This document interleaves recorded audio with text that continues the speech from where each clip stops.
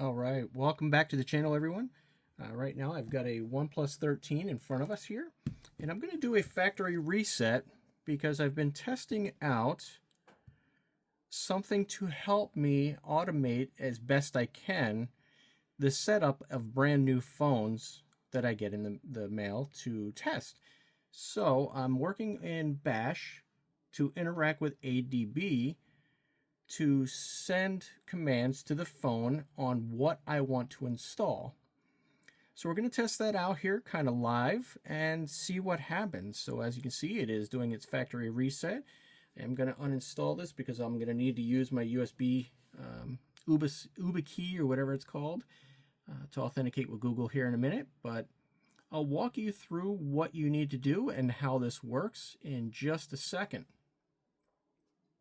All right, so the phone is now at the setup screen. We're just going to do basically the minimum to get this set up and show you what we're doing with this script. So one thing I don't like to do is do the transfer from another Android or iPhone like it offers. Reason is because sometimes it will bring over things from that phone, settings or applications that you don't necessarily want. It could be coming from a Samsung and it brings over the Samsung calendar or calculator or something goofy that you just don't want the duplication. So I like to set them up brand new, and you can see that it's asking a second time, are you sure you don't want to copy anything over? And I again say, nope, we're good. So that's what the script is going to help us with. So I'll be back in just a second when I get logged into my Google account, and we'll continue from the screens there. All right, so I just got into the Google account. Before you continue on, you will need to do this. So we're going to set up not really a password. I like to just do a simple PIN. Now it's giving you the warning on don't forget it. If you do, you screw. So let me put in a PIN real quick. And gotta change that to that. There we go. So now we've got the PIN done. We'll just go ahead and set up a fingerprint too, because Google's Play Store is finicky about having biometrics set up. I don't know if just the PIN alone was enough or if it needs the fingerprint as well, but I know that I've run into errors with the Play Store if I didn't set these both up. So I'm just going to save some time, set them both up right now. And I don't know how well you can see off the side of the screen. There we go. So I've got the PIN and fingerprint. Right now I'm just acknowledging some of the Google stuff that shows your email address and asks you to give your life away. All right, so now it's got the Gemini. Again, we're just going to say, nope, we're good. We'll skip. Getting ready. We've already joined this. I'm just going to skip this for now. Skip. Yes, we want gestures. And look at that, we're done. So that's the quickest you can get to the home screen. All right, so OnePlus is actually really good about having very little bloatware, as we like to call it, but the pre-installed junk. You can see that it's really not a lot here. These are all going to be your OnePlus things, which, you know, of course you can get rid of the community, the OnePlus store, the clone phone, because I don't use those. But the majority of these, you know, aren't really a problem. They don't take up a lot of space. I'm not going to worry about them right now. The majority of Google things, I hate to admit, I do use. So we're going to leave these.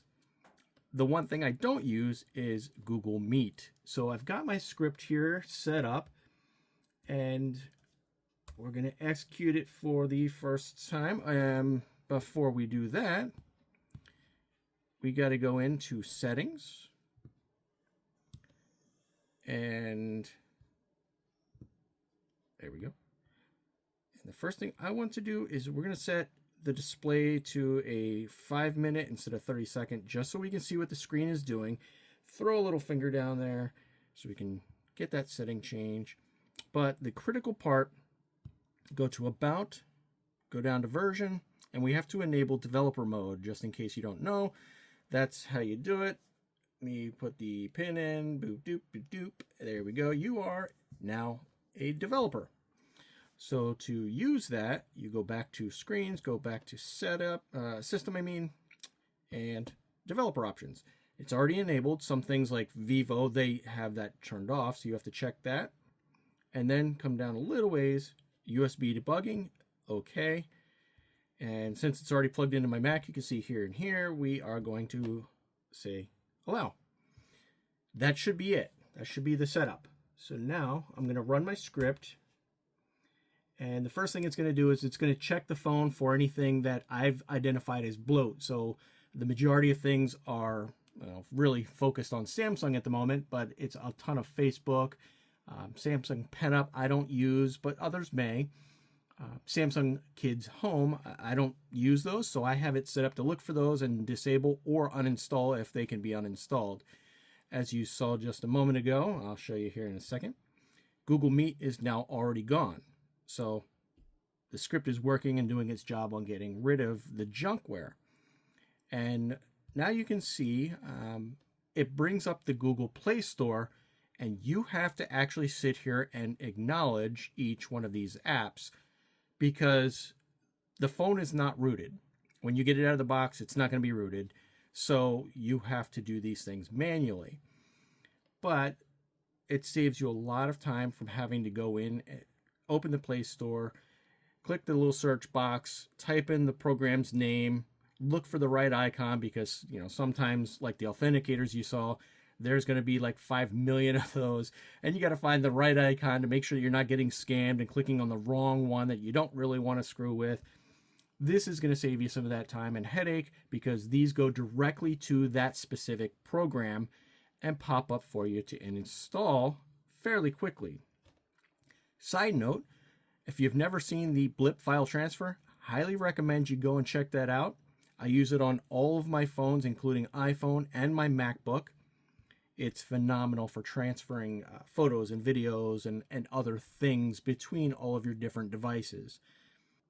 All right, and the script just brought up the last thing that it's going to do for me. So it looks like we got through it all without any issues. So now what we've got is Google Meet is now gone, and all of the applications that I've asked it to install we can find here. And now I just gotta, clean it up and make the folders that I'm used to, but it saves me time instead of having to go in here and hunt for the applications through setup or search. So I don't know if that's useful to anyone else, but I'd love to hear some feedback on, what you would do with it if you were to make a script like this yourself. Thanks for watching.